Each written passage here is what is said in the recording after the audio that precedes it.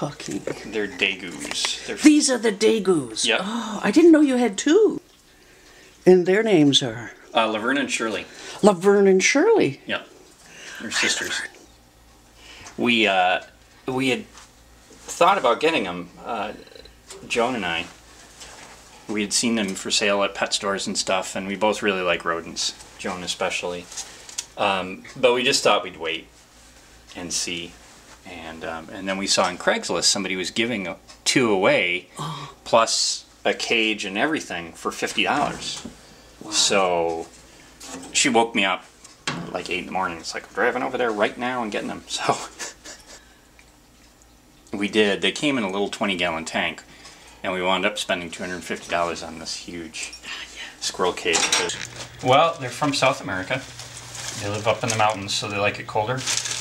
They are rodents, of course. Very sociable animals. Live in like little packs and colonies. Pure vegetarians. They don't eat sugar naturally in their diet. So you have to be really careful about the amount of sugar you give them. You should try and avoid it at all costs, but they can have bad reactions to sugar. Including fructose? Mm-hmm. Mm-hmm. So you can't give them fruit? Yep, no fruit. It's mostly just grains and hay and things like that I give them. I give them pumpkin seeds as treats, but not very many of those. And then I give them a little bit of guinea pig food, because guinea pigs have a very similar diet. Every morning, like a little shot glass full. And then Timothy hay throughout the rest of the day. So do you actually go out to a farm and buy 1 bale forever? No, I should, but I don't really have a place to keep that much hay, so I just buy the little bags of Timothy hay. They do like to come out from time to time and be handled. They talk to each other quite often. It sounds like birds chirping, except it's very quiet. And then if one gets out, which Shirley, the smarter of the two and the more adventurous of the two, she'll get out every now and then. She finds ways to get out. She'll flip a latch or whatever. But then Laverne will start chirping, like a warning chirp that groundhogs do, because she doesn't like being away, separated from her sister. So. Do we know if they're really sisters? Yes, they are really sisters. Yeah. And so we're not going to be having any baby degus? Yes, no baby degus. Wouldn't you want to maybe have some baby degus? Joan and I had thought about it before, and the breeding was just too excessive. Degus, they're not that common, are they? They are not that common. Why not? I don't know. They're kind of new in the pet trade, I think. They don't smell at all. I love. Yeah. One of the things that, Joan really loves hamsters, but Joan was hesitant to get a hamster because, they smell after a little while, the urine smell. Really? And rats and things like that. Their urine can be kind of smelly. Now, I grew up with gerbils. My mother always bought my brother and I gerbils for pets because they don't smell so much. And I think they're very closely related to degus and gerbils. I mean, they look like huge gerbils, basically. Because like gerbils, there's really no smell to them, or else I've gotten used to it. Most people who come over here comment that for as many animals that they have, the place doesn't smell. They will be 2 this August. And how long do degus live? That's the other great thing about degus. They can live to be 12 years old, which, unlike most rodents, rats usually live only 4 years old. Hamsters 2 to 4 years old. Even hedgehogs are around a 4-year lifespan.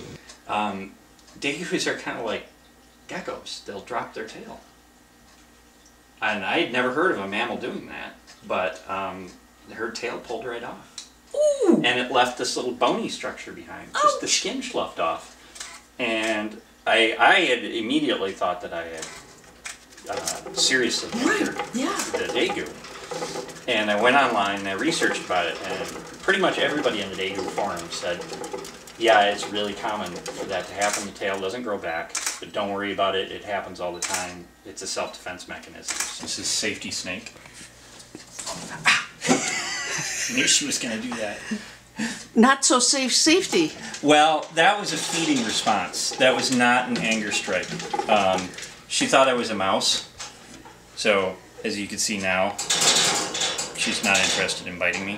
She's not an orange mamba, I assume, or one of those? No, she is a Sinaloan milk snake, which is a coral snake mimic, but very friendly. All these snakes are quite friendly, but they're also really good feeders, which means their first instinct is, are you food? So I get bit from time to time by these guys. It's not really that big of a deal. It's startling, but it's not painful. So that's just a startle response. Now the cat would like to eat the snake, but he'd be a fool to try. Yeah, he would be a fool to try. Okay. So. Now this kind of snake, what do you feed? Mice. Yep. So, I feed them all. They all get mice except for the garter snake. Cute. That's them fighting. That's them having a sister fight, like siblings do so often. Biskit, so cute. God, they are gorgeous. Yeah, they're adorable. Now a snake like this will live how long? Generally 20 years. So I would be a fool to buy one unless I'm going to live to, let's see, 90. Yeah, yeah. So I think people need to think about that, don't they? They do you're need to making think a about long-term these things. commitment. Yeah, they definitely are.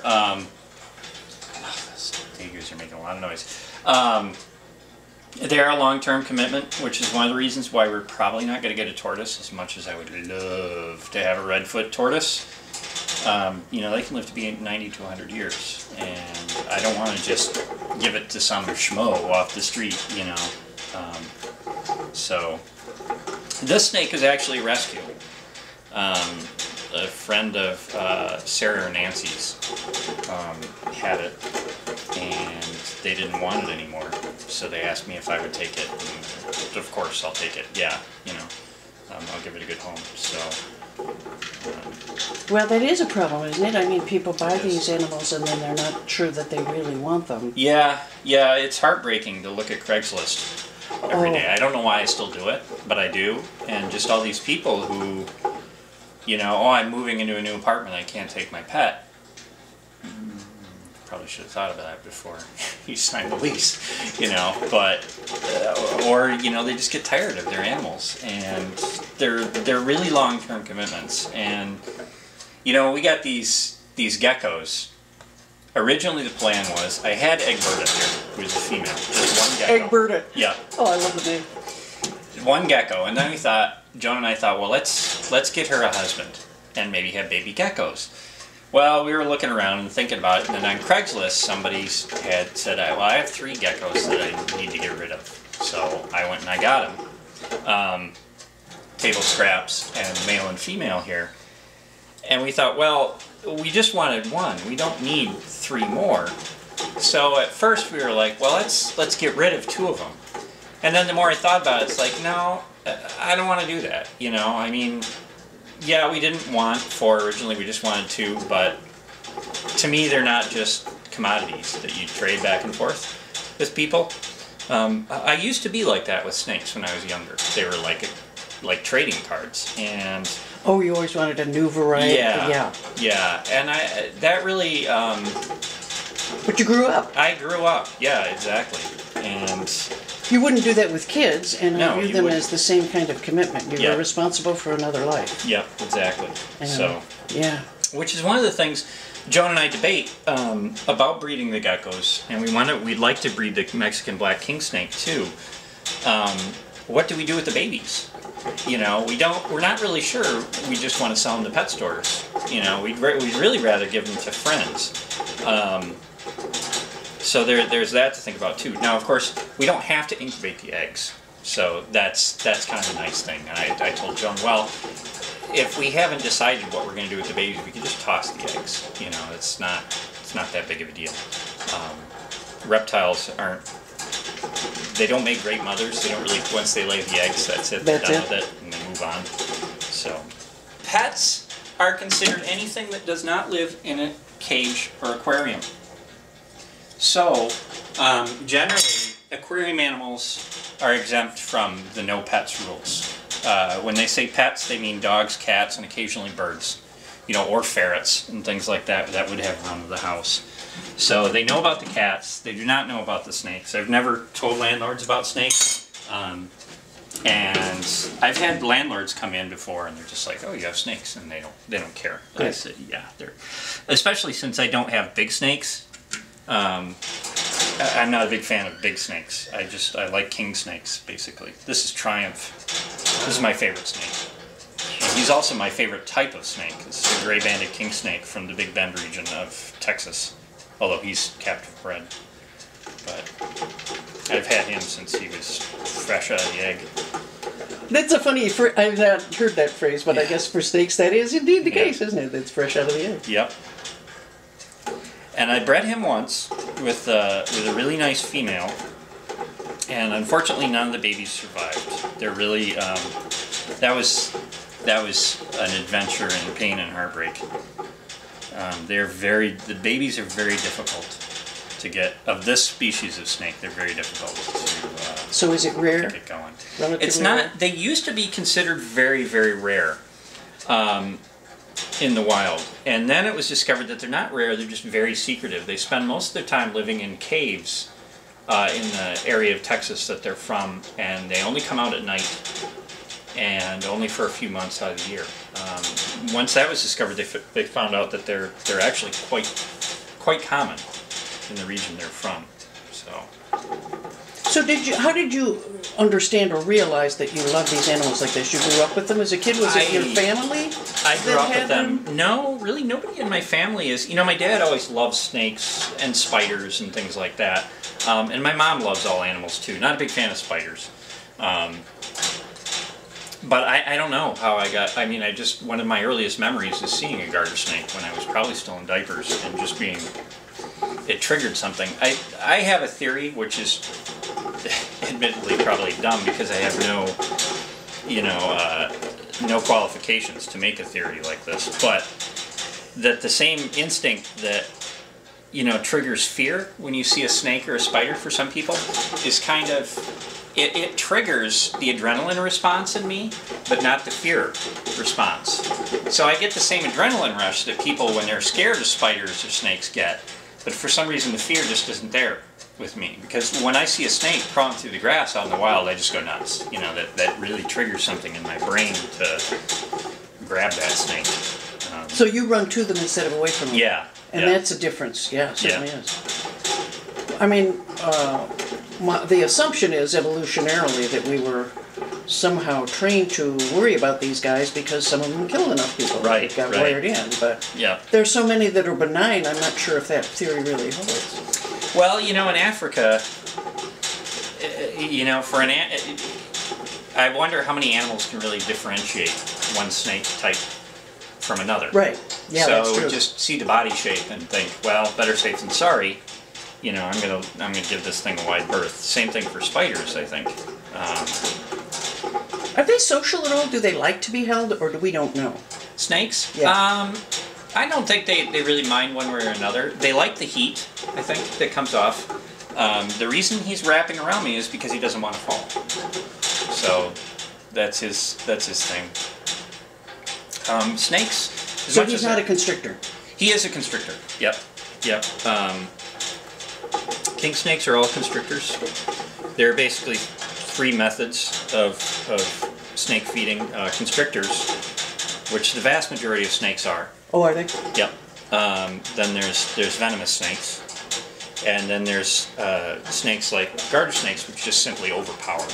Actually, some snakes will only take live mice. They have to hunt them? Yeah, it's recommended by me and by a lot of other people that you, if you have a snake that only eats live mice, to work your hardest at trying to wean them off that. Because mice bite back, and they can actually do a lot of damage to a snake.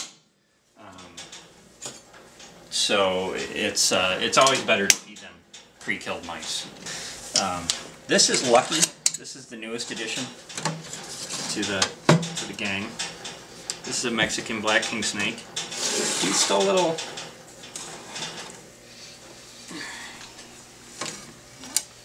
He's brand new. He has not been handled much. Do they get used to that after? Yes. Yes, they do. They definitely do. So he has a tendency to bite me from time to time, wondering if I'm food. So he might do that. I don't know. I had really wanted a Mexican black king snake because I love these snakes. I love gray banded king snakes, but I also really, truly enjoy these. I think they're just gorgeous. Yeah, there he goes. Tried to bite me. What I think what he smells is the degus on it. Oh, he'd like to have a piece of the degus? Yeah. So. I guess, yeah, that's rodent family. He'd Yep. say that's perfectly acceptable. Yeah. You can see his tail is missing. Yeah. They don't grow their tails back like most geckos do. These guys don't.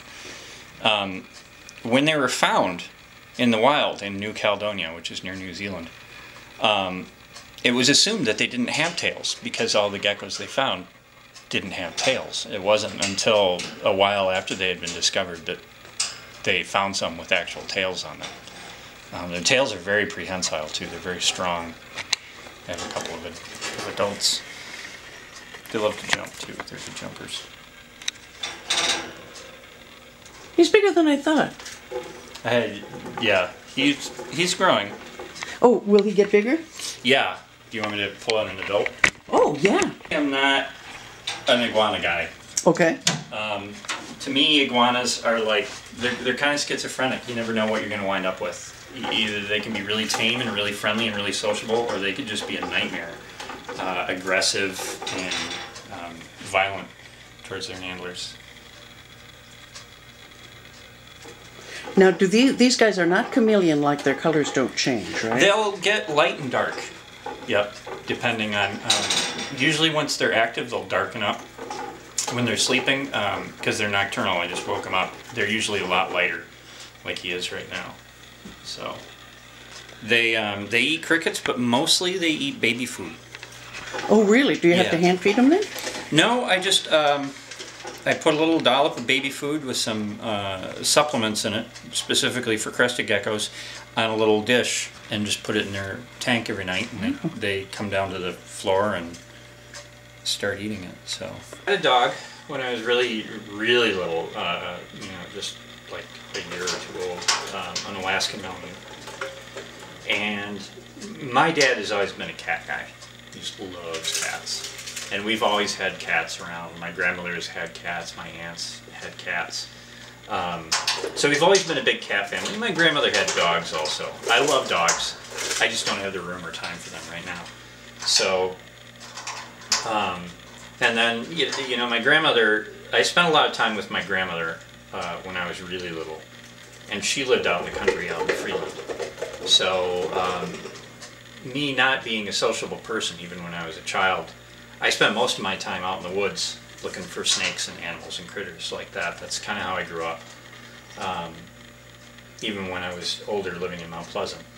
I used to live near a huge pond, a big mill pond in Mount Pleasant. So I used to go out there every day during the summer after school, rather than play with other kids from school. I'd just go out and catch snakes out in the pond. So it's just something, I don't know, I've always been fascinated with life, with animals, Do you do a lot of research on them? Do you find yourself touring? I mean, today the internet must make it so easy. Yeah, I spend most of my time at night just reading about, well, not just animals, but a lot of times animals. But yeah, a lot of time, especially snakes, bugs, insects, things like that. So yeah, the internet is a godsend. It really is. Wikipedia is great. I love it. It's, I spend hours at night just, I don't know, it's hard sometimes because I'm so ADD, but I'll start reading an article and I'll get like 3 sentences into the article and then they'll link to something else in the article, then I'll go to that page, and then I'll go to that page and go to that page, and the article I started reading I'll never finish because I bounced to like 3 or 4 different pages because, oh, well this thing they mentioned sounds interesting, so let me follow this over. And there's a game I like to play sometimes at night with Wikipedia is where you think of a word, and it has to be a proper noun, and you see how many links, how many clicks it can take for you to get to that subject from the front page. And no matter how obscure the subject is, you could, I have yet to be stumped. Somehow there's a link from the front page to get to that subject. So if you were like, you're thinking of something like Barnard Star,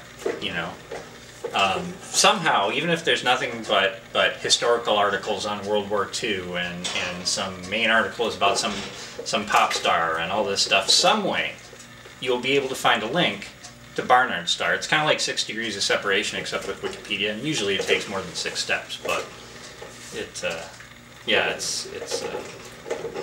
we live in interesting times, that's for sure.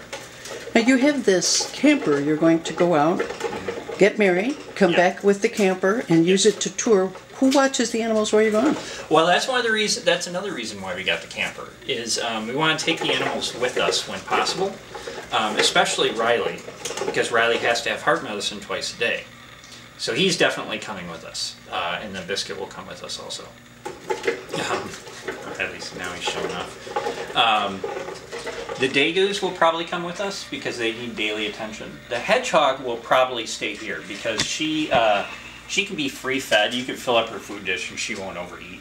And she's not the most sociable animal in the world anyways, so she'd probably rather be left alone. And the snakes and the geckos can definitely be left on their own for extended periods of time. But Riley, he has to come with us. So. My only fear about that always is I'm terrified they'll get loose, go away, and... Well, they're both chipped. Important. We're gonna get harnesses for them. Oh! And whenever the vehicle is stopped, we'll attach the harness to a leash. So they'll have kind of like, we'll make it a long leash so they can roam around the RV, and I'm sure they'll get tangled up and stuff. We'll have to keep an eye on them. But on the off chance that they sneak out the door somehow, we'll be able to stop them. They're so cute, Pointy. So she ultimately will relax a little bit. She will. It takes a little bit of time. You wear that little sparkly hat, really is what it is.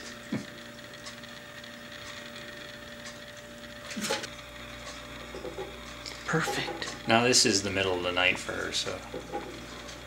Is she unhappy about being woken up? Sometimes, yeah. Does she bite? No, she's never bitten me.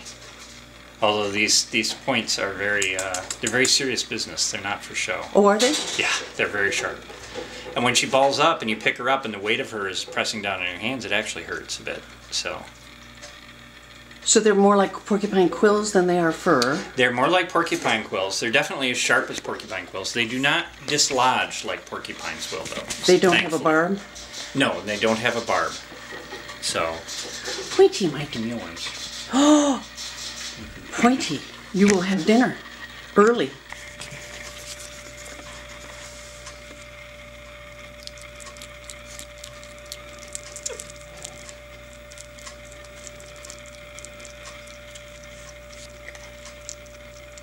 And technically, you don't have to feed them mealworms. It's a treat for them, so.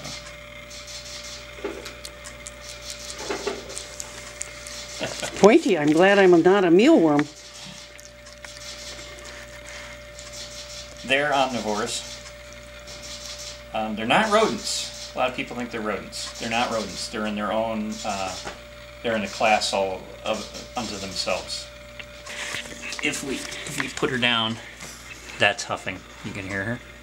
It's when they're unhappy about something or don't want to be picked up. They'll huff like that. You can hear it. And then they'll curl up. Plop. It's not that easy to find somebody who, when you're a pet person like this, who is as pet person-y as you are. Yeah. You are very lucky. Now, what is Joan, what does she have in the way of animals now? What is her, how did she... Well, this is her first cat ever, actually. And she's had small hamsters and stuff like that before. So she's always been an animal person, but never really as obsessive animal person as I am, you know? Because I tend to just throw caution to the wind and it's like, hey, I'm getting another pet. And she's much more pragmatic about it, thankfully. You know, because I keep wanting to get another cat, and she keeps putting the brakes on that, which is good, actually, because we really can't afford another cat right now. So we will be getting insects soon, either a spider or a giant stick insect. But yeah, we're really fortunate we have each other because we both care very much for our pets, making them comfortable and making them happy is our primary concern.